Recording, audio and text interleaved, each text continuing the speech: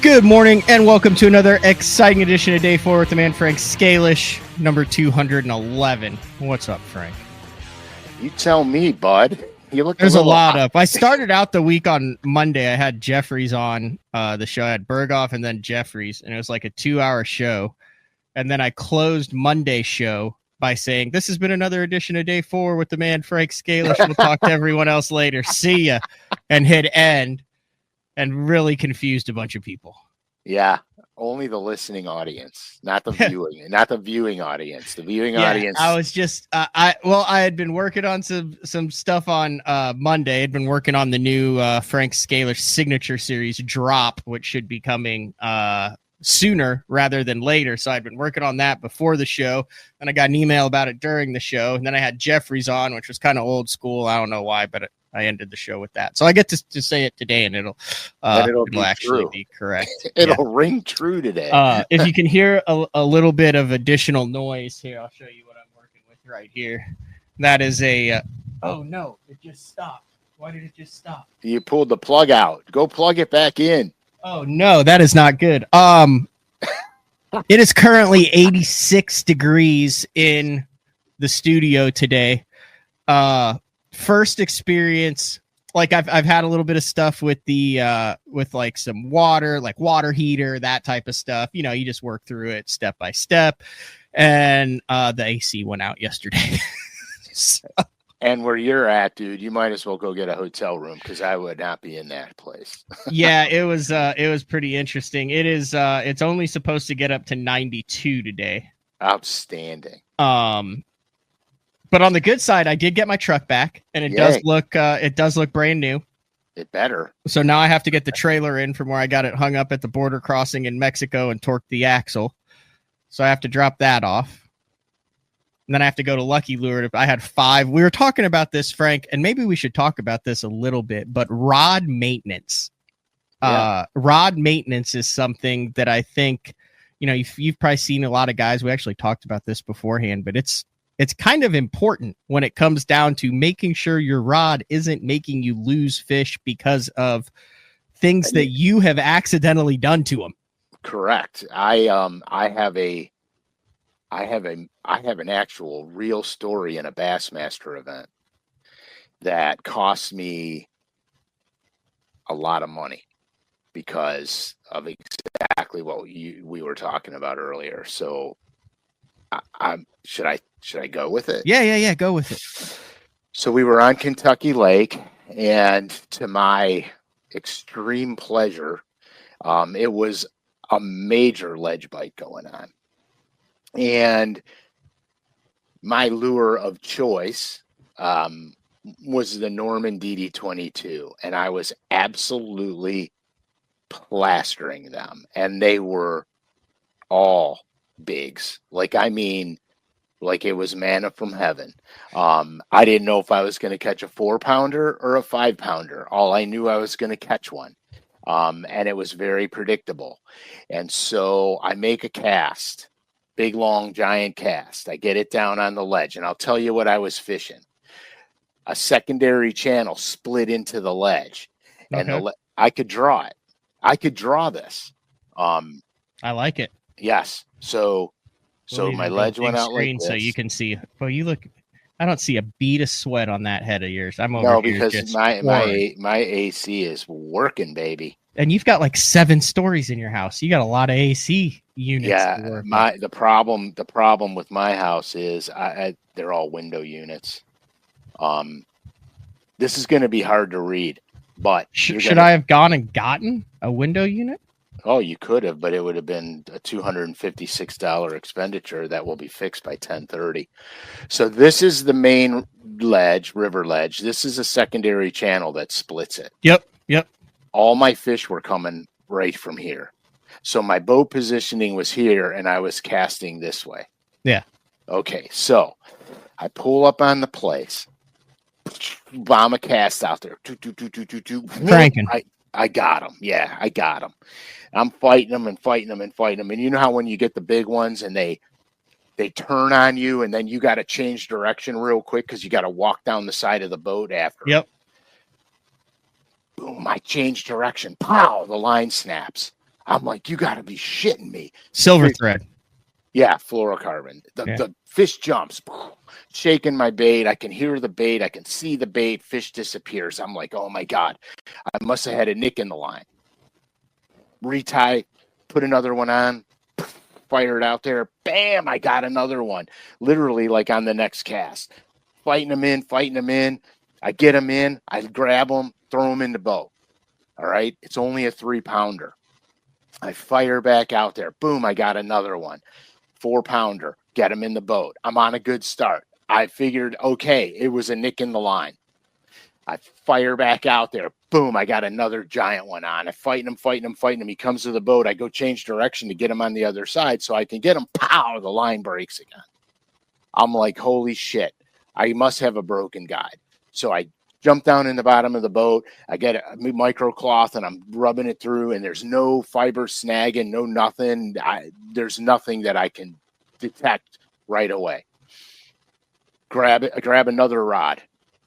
I'm like, I'm not using that rod. I grab another rod. Boom, throw out there. Boom, I break off another giant. The long and short of it is I probably broke off 25 pounds. Oh. So I don't know what's going on. And I wind up getting a limit, but it's not a big limit because I couldn't get the big ones in the boat. Right. None of them jumped off the hook. Dude, I went through probably 9 DD22s that day.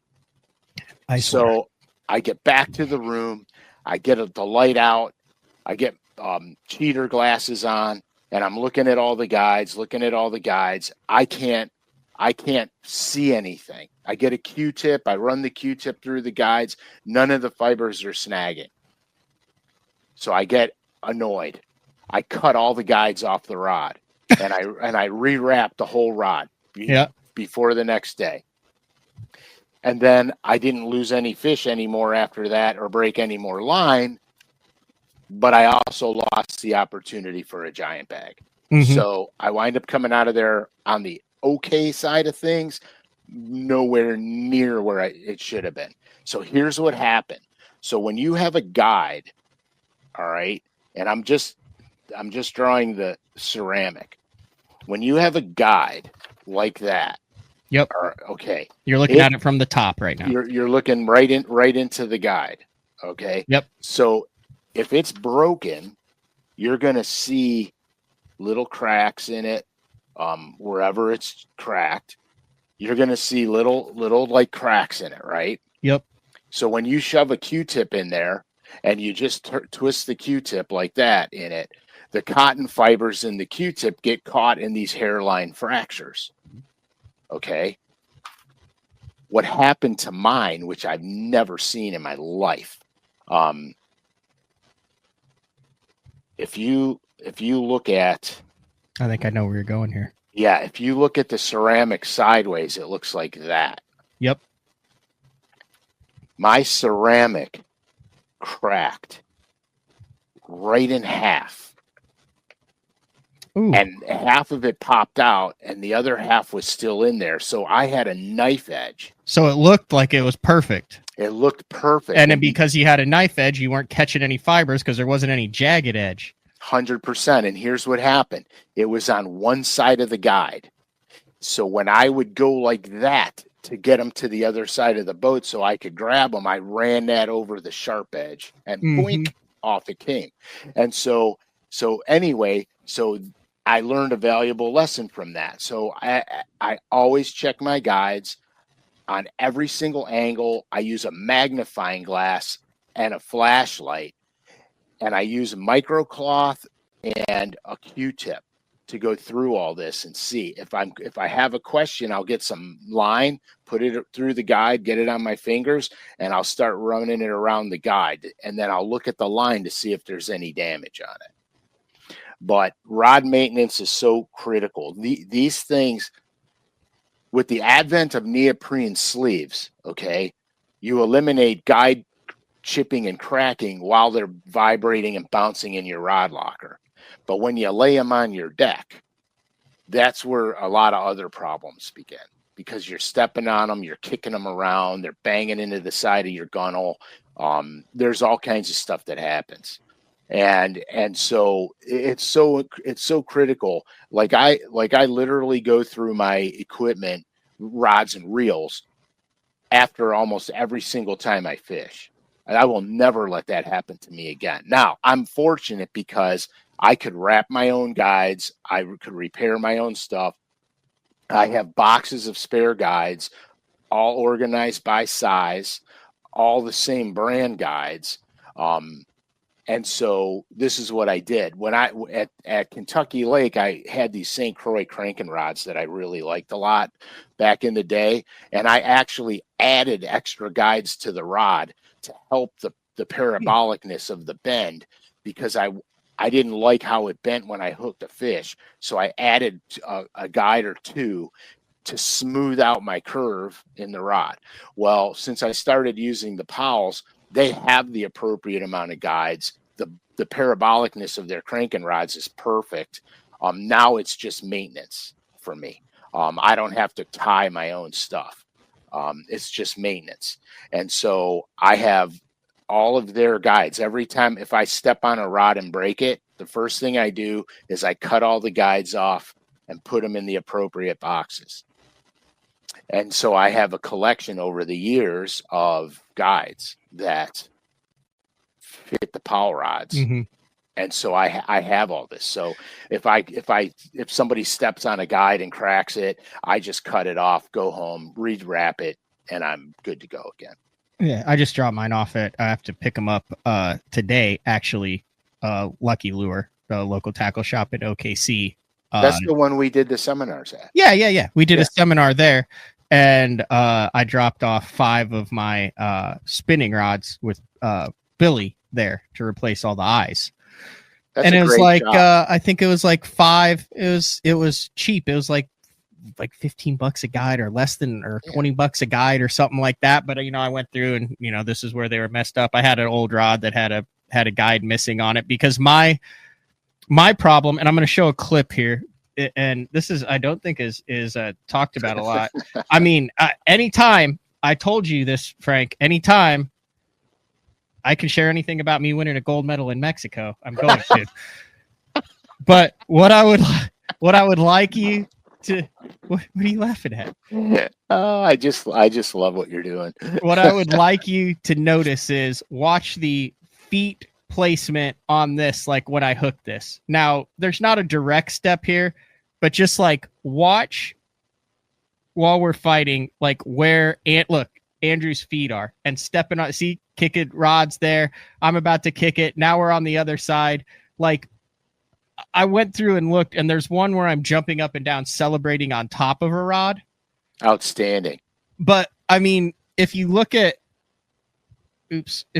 where all that stuff is, like while we're fighting it, like look at where all the feet and stuff all around the rod, which is like the most important aspect of it. So earlier this year, I was fishing a Thursday nighter by myself, and it was one of those grimy bites on Shawnee Twin. And I kind of know where a couple big ones live out there. And I dialed in, and I had like a legit 6 to 7, which was big bass in first place on that fish, right? Yeah, I'm listening. And I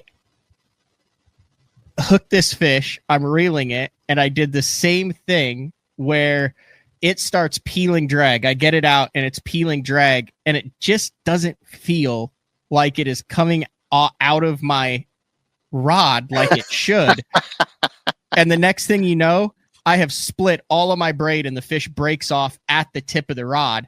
I look at that guide, and I had done the same thing. I had stepped on the tip of that rod, didn't realize it. It wasn't perfectly round. It was now a little bit oval, and there was a crack on the side. So it was fine while I was fishing it. But as soon as I put tension on it and the fish swam to the side, that braid went right through the crack and just shredded it. And I lost the fish, and I lost the tournament.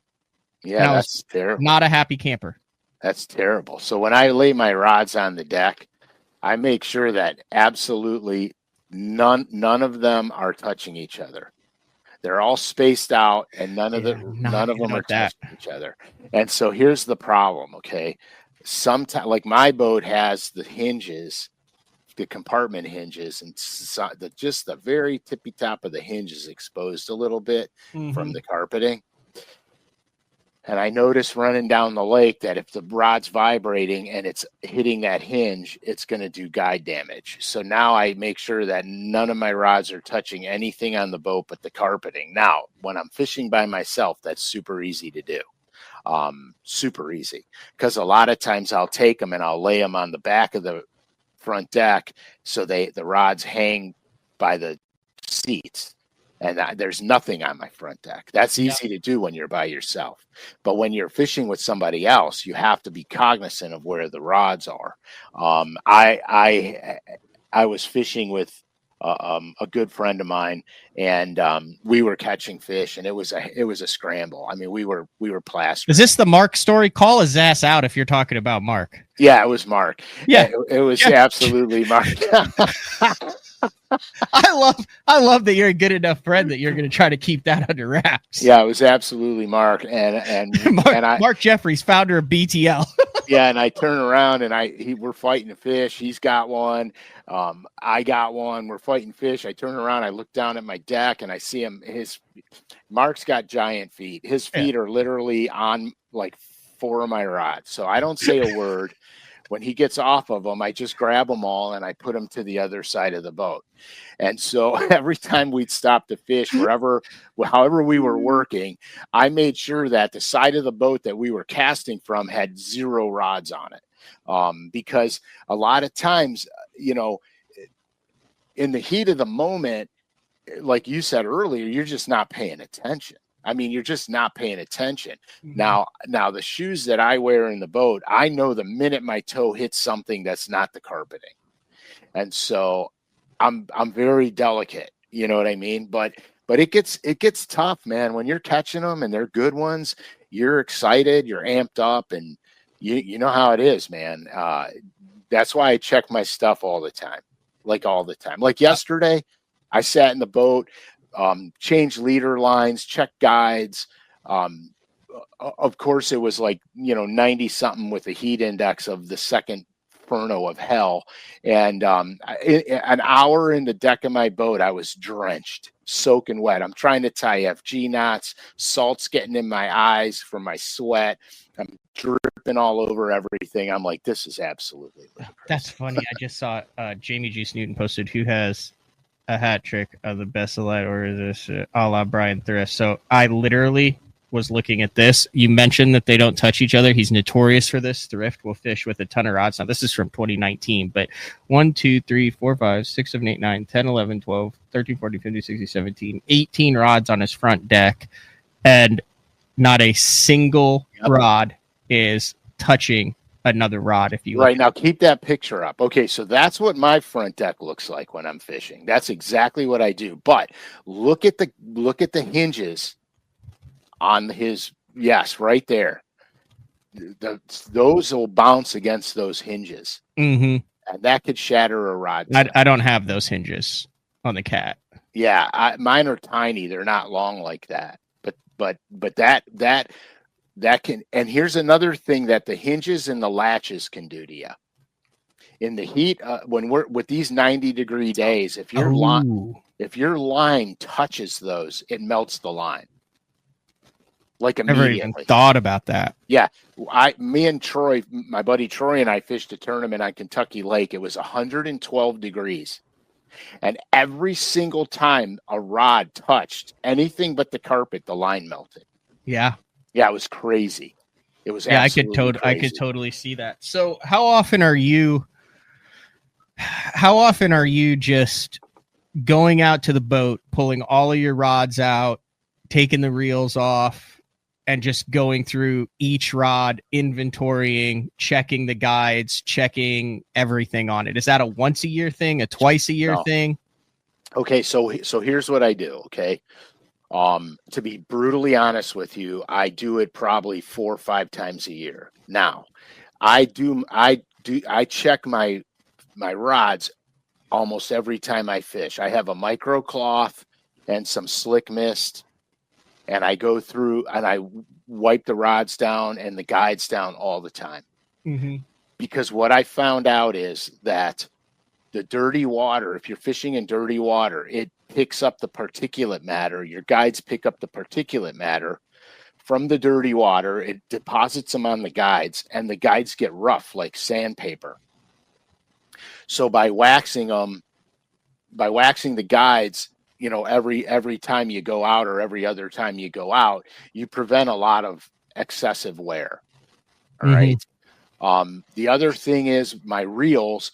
I wipe down my reels all the time just because I don't want any debris on them. But about 2 to 3 times a year, I will take reels and take them apart, clean them, oil them up, and put them back together. That's just what I've been doing since the beginning of tournament fishing. Yeah. That's so funny. I was looking at I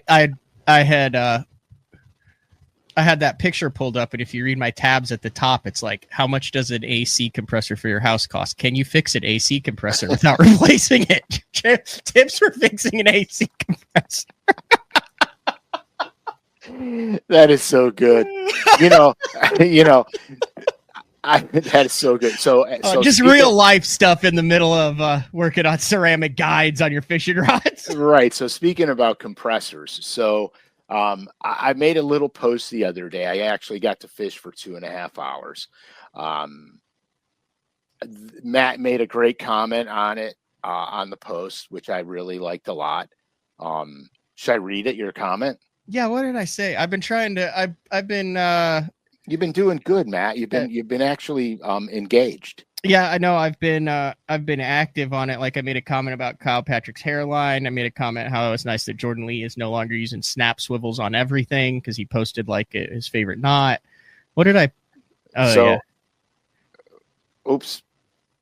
Yep. So I posted some of those, and Matt makes a comment.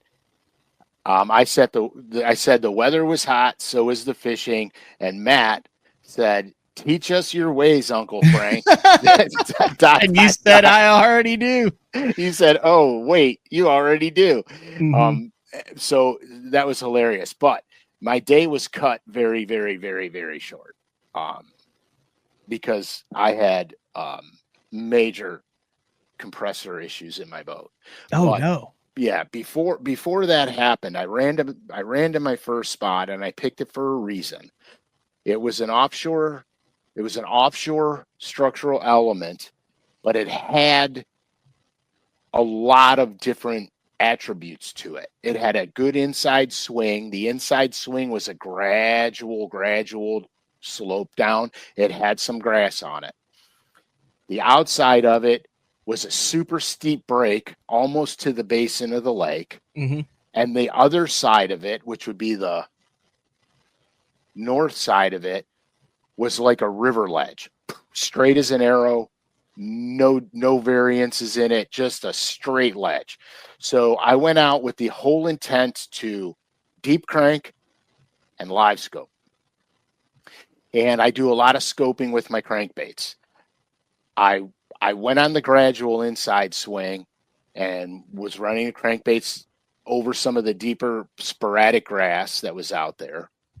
And I had no followers and saw no bass. Now, bait fish were prevalent, but no bass.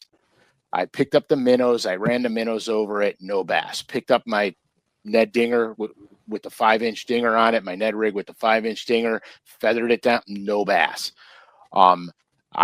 I swung around to the end of it, launched crankbaits because at the very end of it, it plateaus out and then drops again. So I got a step there. So I go from 6 to 8 feet to 14 feet flat, 14-foot flat, down to the basin. Cranked the crap out of that. Saw no bass, caught no bass, did nothing. Spun the boat around, made a couple casts down the ledge, the long ledge, didn't catch anything. I'm like, what the F? So I grabbed my flipping stick with the 1/2-ounce slip sinker, and I get up on top of the flat, and I start chucking it way up on the flat, fishing grass on the flat. I don't get bit, and I'm like, oh, man, this is going to be a bullshit day. I back the boat out. I get on the steep break, and the first pitch I make is literally And I mean, like, this was the critical component, the whole critical component. I'm not drawing grass on this, but the bass were located precisely, exactly right on the edge of the break. Yeah, I love when they do were that. right there. It can also be tricky to catch when they're right there too. 100%. And so I had to go to the half ounce because I needed to get it straight down to that right.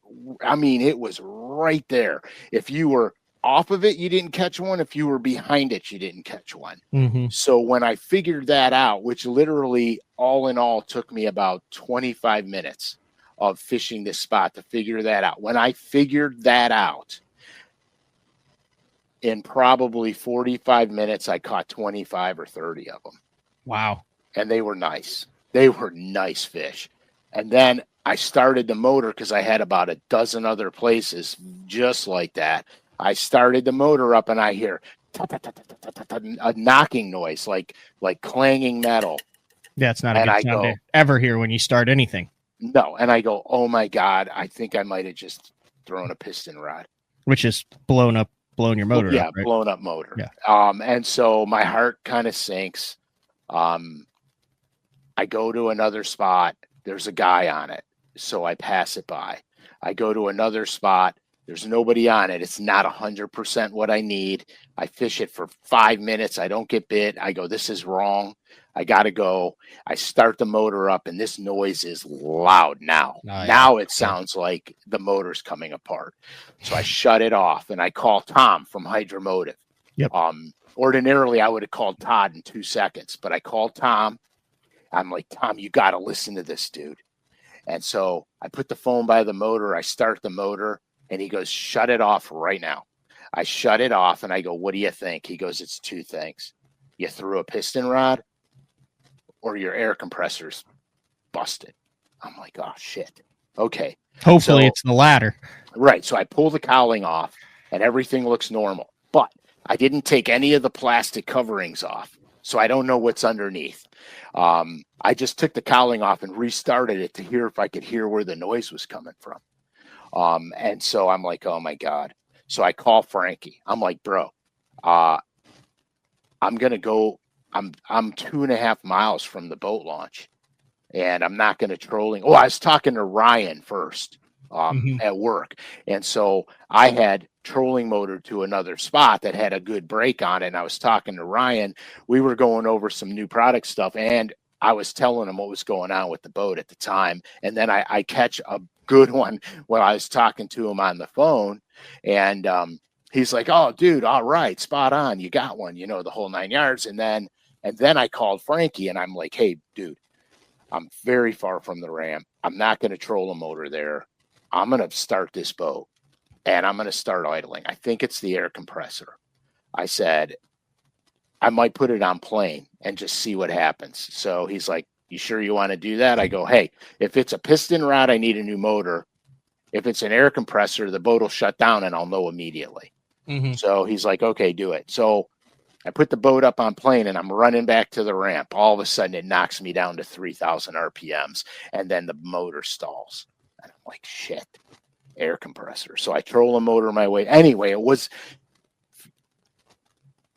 I'm going to give my 100% hat off to my kid. I call him up. I tell him what's going on. Frankie.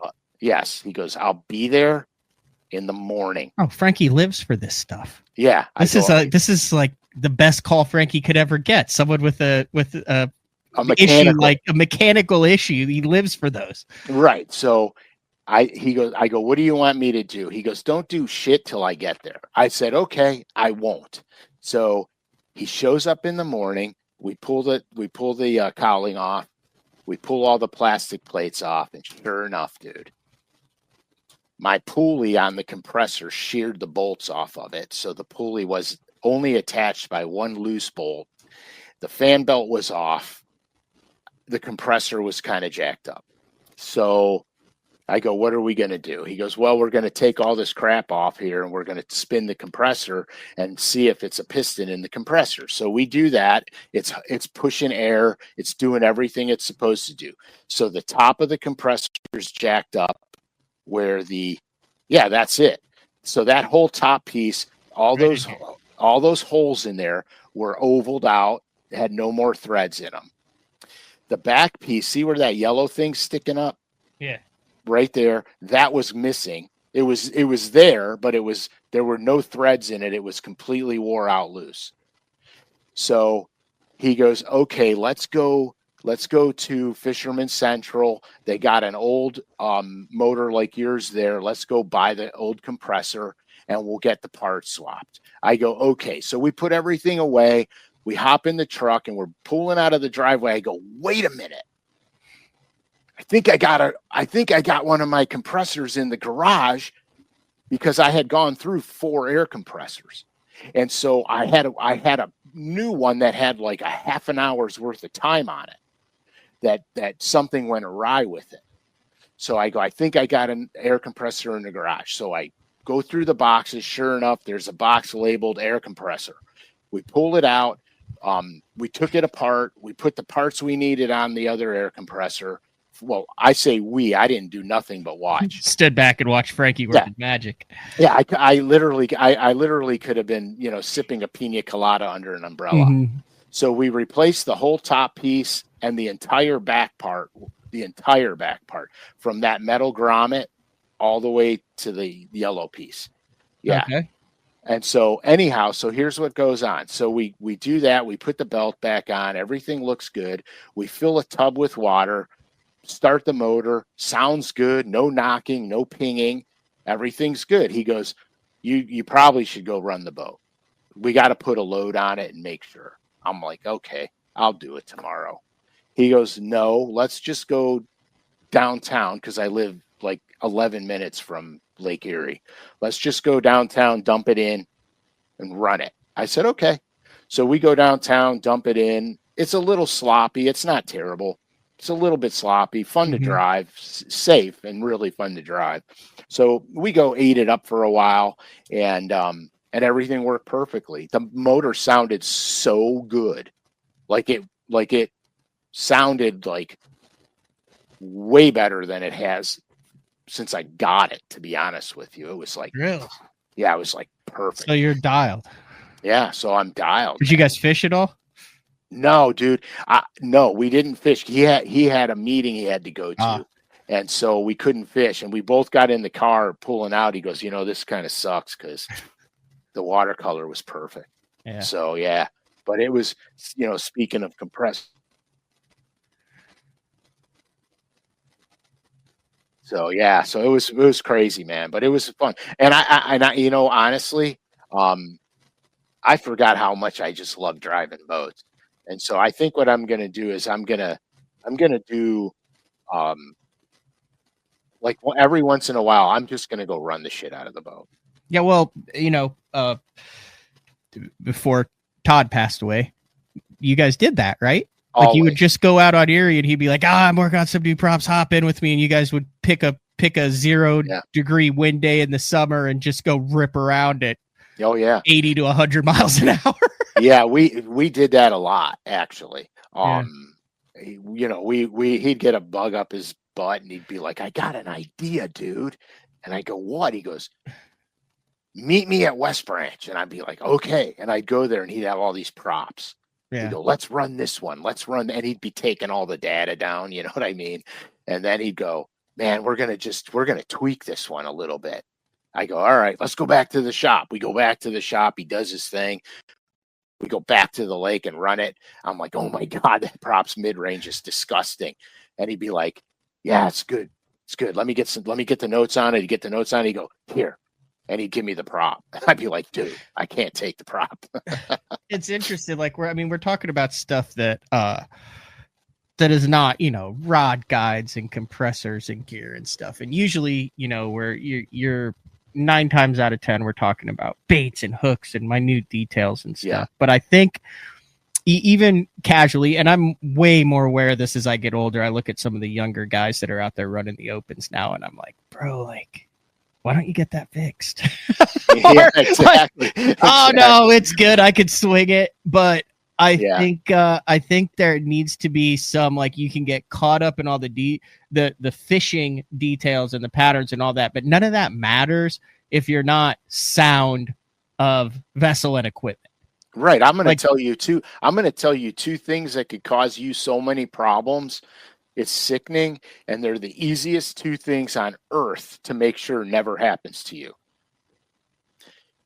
You have to take your prop off and look at it at least one or two times every time you go out. So here's my problem with that, Frank. I know how to get the prop off. I am petrified that I would get those washers screwed up in the wrong part, putting it back on. No, you just take them out, and the way they come out, you just set them down, and then you pick them up the same way, and you put them back on. I need to do the same thing that I did with the compression wrench and the spare tires and all that stuff, which is put it in my driveway and do it 6 times consecutively. Yeah, so here's the thing. Fishing line will get sucked in and wrap around your prop shaft. Mm-hmm. Monofilament fluorocarbon is problematic. It'll break. Most of the time it'll break. Depends how much you wrap in there. It could get wedged under your seals, and then you got a whole set of issues. Braided line is horrible. Braided line will cut your seals, and you'll leak your lower unit oil out, and the next time you run your boat, you're going to fry your lower unit. Trolling motor, same thing. Pop the trolling motor prop off and make sure there's no line wrapped around that trolling motor shaft. Now here's another thing. I carry a spare prop with me. It fits the boat. I just realized as I'm going through getting ready for this leech, because I've had my boat in my garage, haven't been able to move it for 3 weeks, that there is no hub inside of that prop. Yeah, so what you need to do, you need to carry a spare hub that's installed in the spare prop, right? Well, it comes out, so you could use the hub from the prop you got. Okay, pound it out and then. Yeah, pound it out. I mean, if I'm in a tournament and I throw an ear, I don't want to do that. I want to be able to just pop that spare prop hub, off. Buddy.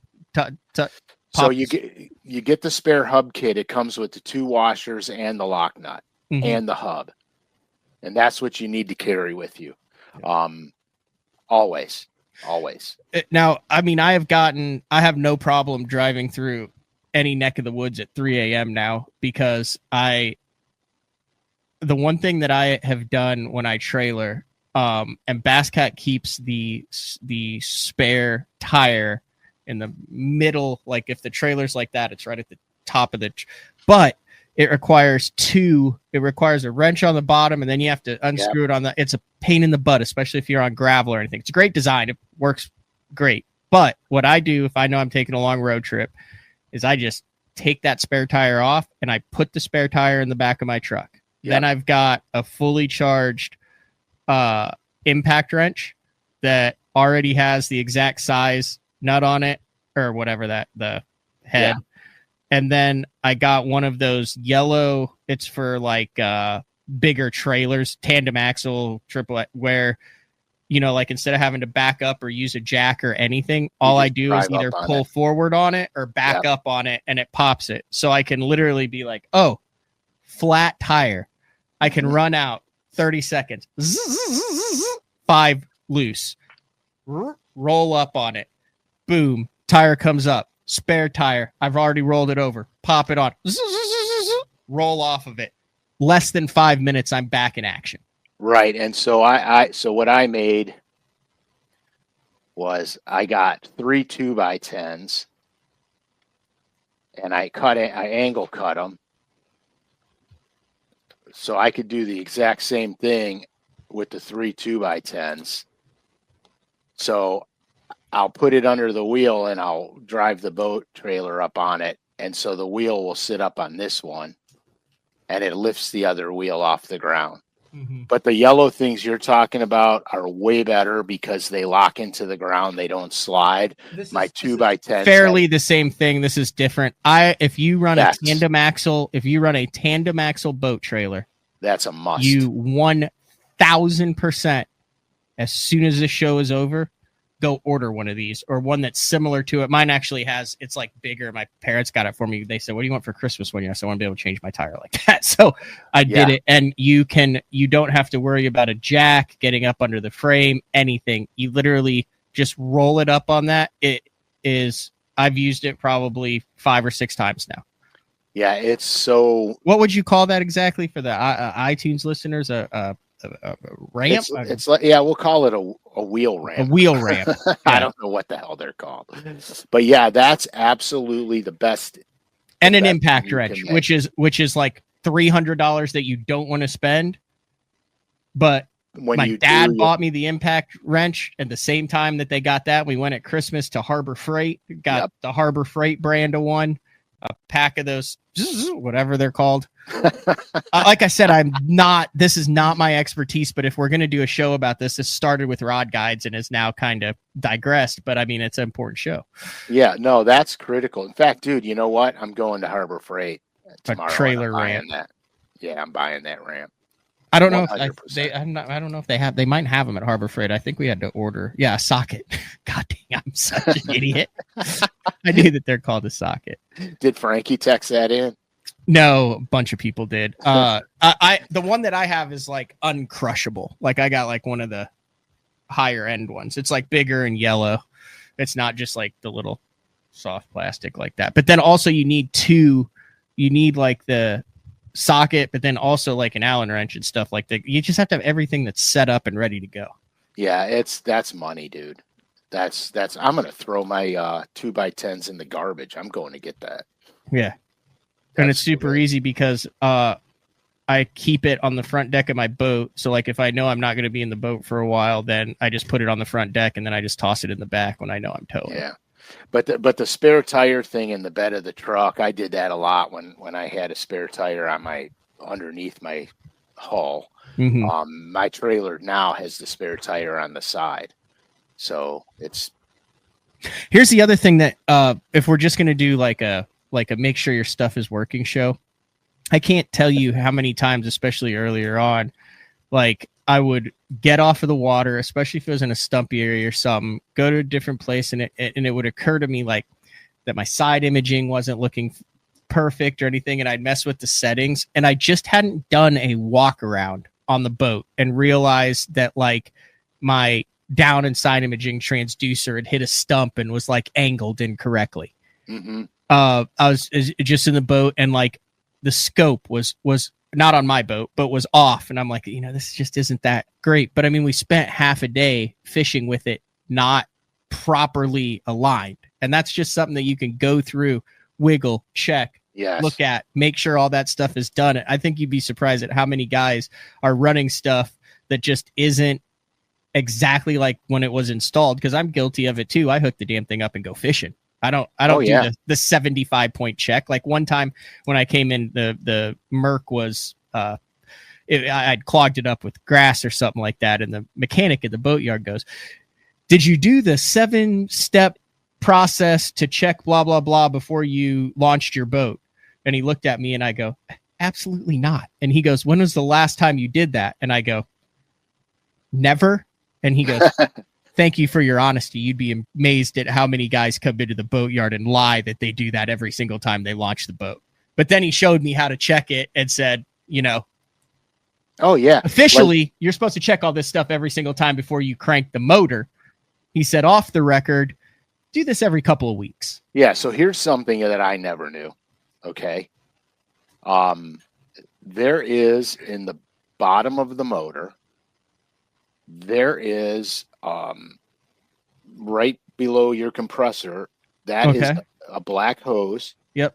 That insert goes into your lower unit, but up on top of right at the bottom of the lower cowling. And that's what it's supposed to look like. Yeah. And then this is what it actually looks like when you don't clean it ever. Holy smokes, Frank. And that's what puts the water in your cooling system.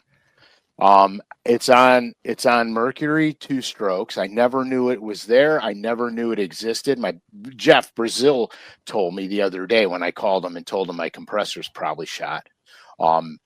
He cleans his twice a year, because when you run through shallow water and you kick up mud trails and stuff, yep, you're sucking all that into your cooling system. That screen prevents that from going into your that prevents it from going into your unit. Wait a second. I can't. Interesting. Oops. What did I just do? I did something. You look great to us. No, I got a bar on the bottom of my computer. I can't read the comments and it won't go away. And it's annoying me at the moment. Oh, wow. I am impressed, though, at how technologically sound you are for as much as you hate computers. There, I got it. It's Okay. gone now. The old compressor strainer. That a boy, Brazil. Keep me clean, baby. Yeah. Not a sexy show by any means. Not even a show we were planning on doing. I mean, No, I literally actually. was just started talking about the air rod guides and the air conditioner. But you know what though? This is probably one of the most organic. I mean, this thing. Here's a question that I've always had. It always seems like sometimes, especially after I've had it for a while, my trolling motor, and I know they're way more technologically advanced and different now, but almost every trolling motor I've had, after I've had it, and I've been fortunate enough through the working with the show with the Bass Cat, I've averaged, about every year and a half, I end up getting a new boat. But towards the end, you put that sucker on high on 10 and it vibrates. It goes, like I know exactly what it is. Like, is that? I know exactly what it is. All right, hit me with it, friend. Okay, so when you cover up your boat, your cover lays on the prop of the trolling motor. The heat bends one of the blades. So I called the prop company that makes the props that I use. The name of the prop is going to kill me now. The weed. No, it's What are you? You're a Minn Kota guy? Yeah. Weed Master. No, it's a prop they make. It's a 3-bladed prop they make. Is it plastic? Anyway? Yeah. I can't believe I'm drawing a blank. These guys will kill me.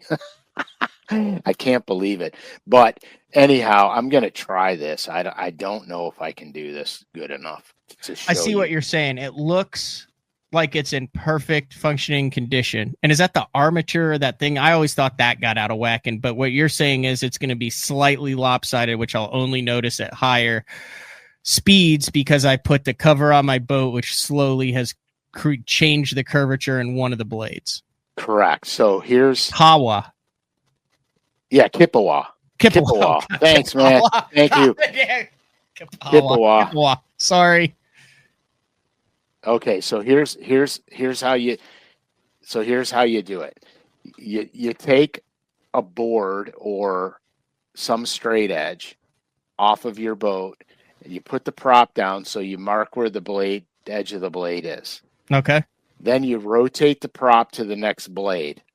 And it should be identical in the exact same spot. It should be identical. And then you're going to get to one spot where the blade might come down over here, where the blade might come down over here,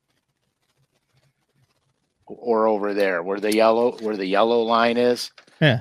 The blade might come in here and here. And so that's where your blade is out of joint. Yeah, because when you first get it, it's always and you're like, oh man, I could get on pad with this thing. So weirdly enough, they do this with airplane propellers. That's how I learned about it.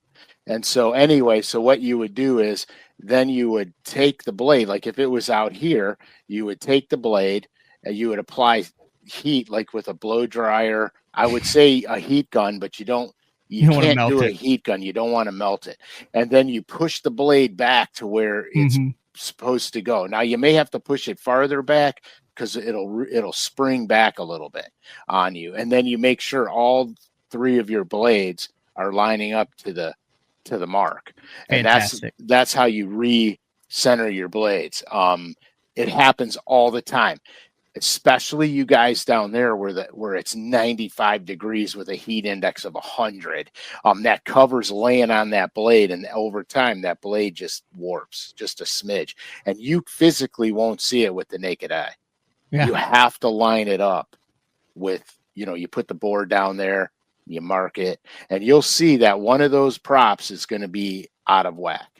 And speaking of tension and out of whack, it shocks me how many other boats that I get in. Now, we're not talking the 2025 stuff or the cableless trolling motors like that, but the majority of guys still run a cable trolling motor and I would deal with this is you don't realize how much slop you get into that thing and how it is impacting your ability to steer the boat, to make minute changes, especially if you have some sort of forward facing on your boat and an older cable steer. Like, take that in, either figure out how to tighten that down or take that in and have it reworked to where you don't have all that play. It's kind of like when you got a truck that's got 500,000 miles on it and you get in, you can go like that and the truck doesn't move, but you get in the new truck and it's like that. It's the same thing. Like, that pressure, that tension on that cable pull, I think is something that really in the long run will cost you fish and maybe boat damage, especially if you fish around docks a lot. Yeah, 100%. And the cable system, trolling motors, that cable's the weakest link. And the problem with that is it's the pulleys in them, because the cable always comes off the pulley. When it gets loose, the first thing it does is pop off that little pulley that's in there. So yeah, there's, when I had the cable trolling motors, I always carried a spare cable. You got to make sure it's the cable for that specific model, because their lengths are different. And so you got to make sure it's for that specific model. And I carried an extra pulley with me as well, because if the pulley gets loose and the center pin, the center hole gets any kind of oblong to it or ovally effect to it, the pulley moves and that knocks the cable off. And then also just obviously one of the things that I had learned to out of force was I had one of those like grommet or whatever hooked on with the trolling motor cable, like to just pull it up. And I didn't understand how it like worked. And thankfully when I did it in the open, there was a guy with me that was like, hey, you can do it with pliers, but like now I know how to string it. I check the cable to make sure that it happens. And I remember this because you've seen Pete Glusek, right? Oh yeah. Because this is what happens when you don't. And they just were at the Chesapeake Bay, so this became famous again. But this was on live. That's so funny.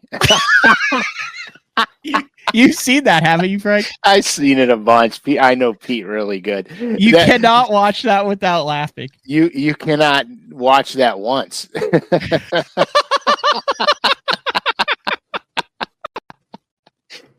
He's going to want to check those rod guides too. Yeah.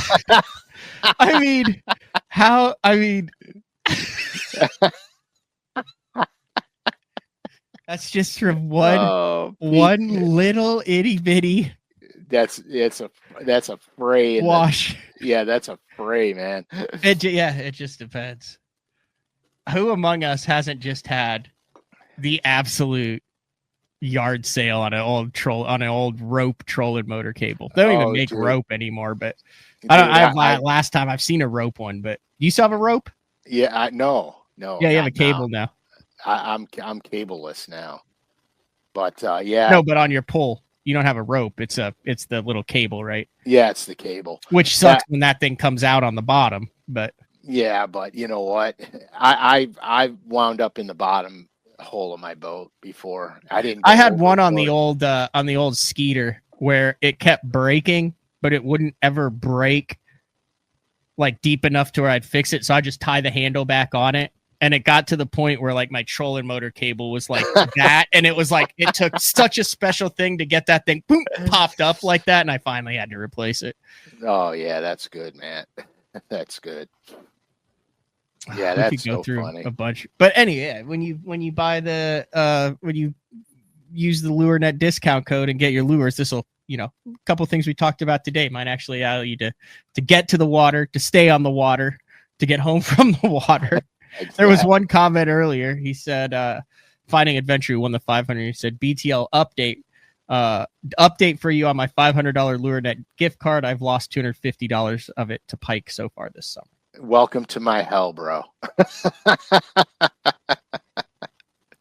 I was watching YouTube of Sam Sobey fishing the Champions Tour out of La Crosse, and I had never seen. I don't frog in pike water ever, and I did not know that those little suckers will just literally just like a plank of wood, just 2x4 out of the water, completely engulf your frog and go back down. Like they were just like little shoom straight out of the grass, and he would swing and it wouldn't even load up on the rod. Just a frog's gone. Oh yeah, they're crazy, man. Pike and muskies are out of their mind. They're fun to fish for when they're big. The smaller ones, I always bleed to death when I catch them because they're wild, they're out of control. I can't handle them. You have a specific guide? Yeah, I use Slick Mist. Lucas Slick Mist is what I use. Okay. Is there a specific guide that you prefer, like a replacement guide? Oh, let us know what wax Frank is using on guys before. Yeah, but well, also my question then is there a specific guide? Yeah, I use so I use what's ever on the rods, and with Powell they're all Fuji components. Okay. I want the exact same guides on them because I don't want to change the weight of the rod or anything. I want everything exactly the same. And is that a perfect example of even if you're not very talented at doing anything, you can Google and YouTube that and take a couple of old crap rods and learn how to replace a guide? You could learn that in 20 minutes, how to do it properly. Or you could do what I do, which is trust someone who has done thousands of them, pay $15 a rod. And good buddy of mine, Ray, used to own the Rod Maker shop here, and it's called the Rod Maker shop because in the beginning that's what they did. They made fishing rods. So when I was a kid, and I mean a kid, like I was 14 or 15, I would have my dad drive me there. And basically it was almost like going into a basement of a house, and they had 200 rod blanks, handles, guides, everything. And you could literally go there and pick your components and then build your own rod. So when I was a kid, I used to build my own rods. And then I had Ray and Frank over there make me specific rods. When I started fishing bigger tournaments, I would want rods for certain things, and they would make them for me. If you have a shop by you that does that, that's money, because that's a dying thing. I dropped them off, I think 5-6 days ago, and they called and said, hey, they're ready. Yeah, because today there's not many shops that offer that. Mm-hmm. We have a couple here that do. Most of them don't. But here's the thing: I'm going to go in there and probably spend an extra $75 just picking up my rods, just being like, "Oh, I need a couple of those jig heads, a couple packs of that. Got to have some Maxent going up north." And then the fact that that's it, it's like a win-win for everybody. Right, exactly. But it's really good, and if you have shops by you, utilize them. If they offer that service, utilize them so they stay around and stay in business. It's very important. Anything else, Frank? No. Oh, man. I've got one of the more exciting. I have a conference call today with something that I'm almost positive is going to be something really cool that you and I can be involved with, along with all of just the BTL and Day 4 listeners. Ooh, I like that. And they'll all have a chance to win or earn great prizes, and 100% of it goes to charity. Ooh, better and yet. It involves competition. Better yet. We got all the senses. We got all the senses covered. So I'm really excited about it. I've been chatting. I know I talked with you about it. I think it's something that could be a really cool way to Like, I think we already have really good viewer and listener engagement, but I think this could take it to a different level, to the next level. Yeah, I will agree with that. I will agree with that. So hopefully, what a tease, man! That was a big tease. Hopefully by the end of, I'm hoping to announce that in August. So I think I'm here. I think I'll be here next Thursday because practice starts on the 10th for Leech, I believe. That's Sunday, Monday, Tuesday. I just have a burning desire to hook everything up, say screw real life, and go catch smallmouth. It's a bad addiction, especially when you're looking at the Open going on, and then the elites will be at St. Clair, and they've just had, the Invitational was up there, and then I'll be at Leech. Like, there's just something like my favorite time is like when you're up north and you wake up, it's like 5:36 in the morning, shorts and sweatshirt weather, and you have kind of poor cell phone service, and you know that for the next 3 days you will be targeting 4 to 6 pound smallmouth bass. Yeah, it's very exciting, especially for those that don't have the opportunity to do that much. Mm-hmm. It's I imagine if you lived up there,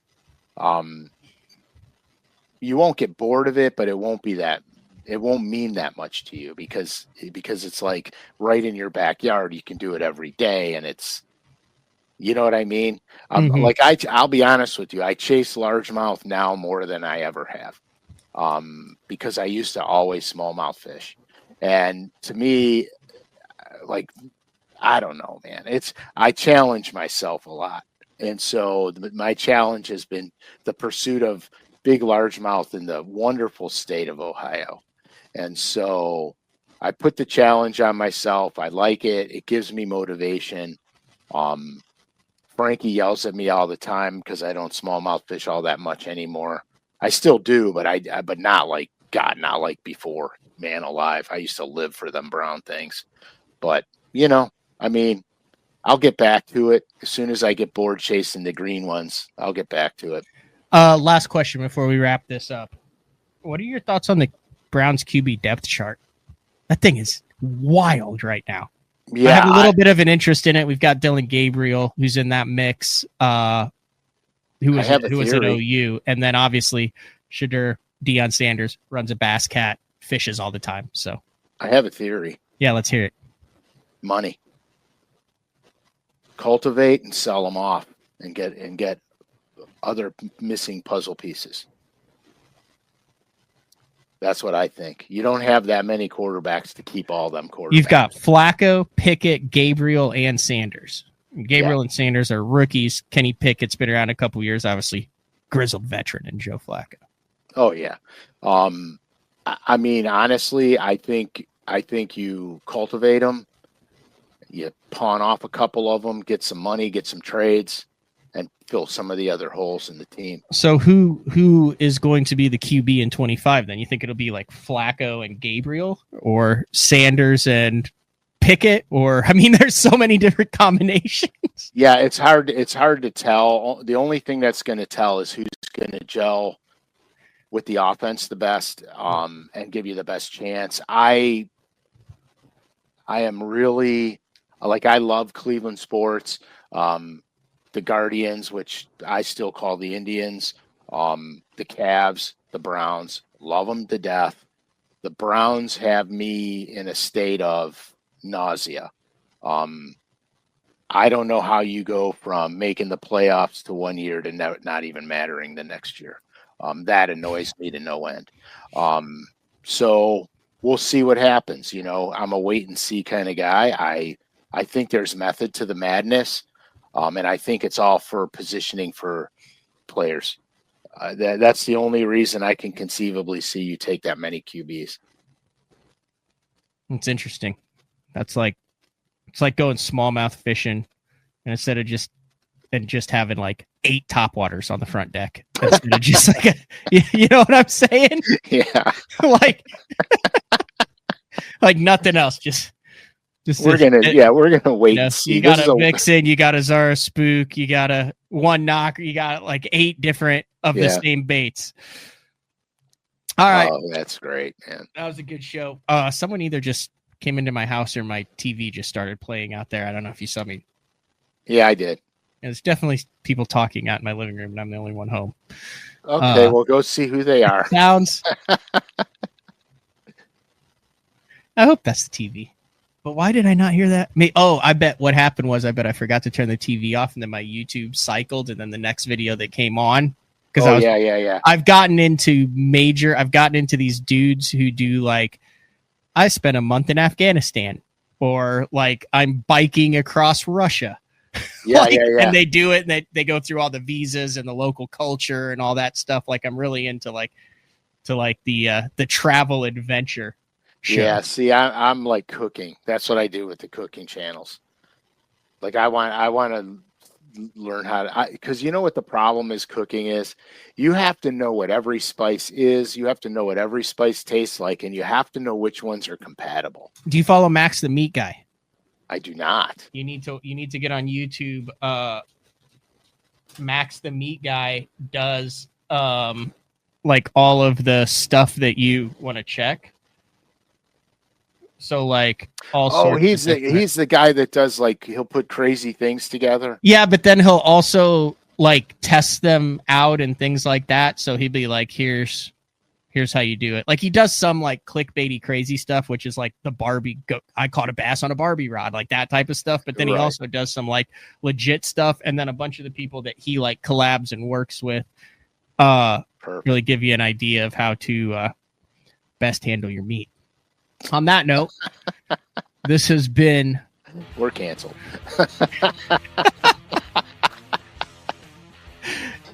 It's over. This has been another edition of Day 4 with the man Frank Scalish. Same time, same place next week. You're going to have a bunch of people sweating out in their garages, poking and prodding at their vessels and vehicles and rods now. But that's okay. It's all They good.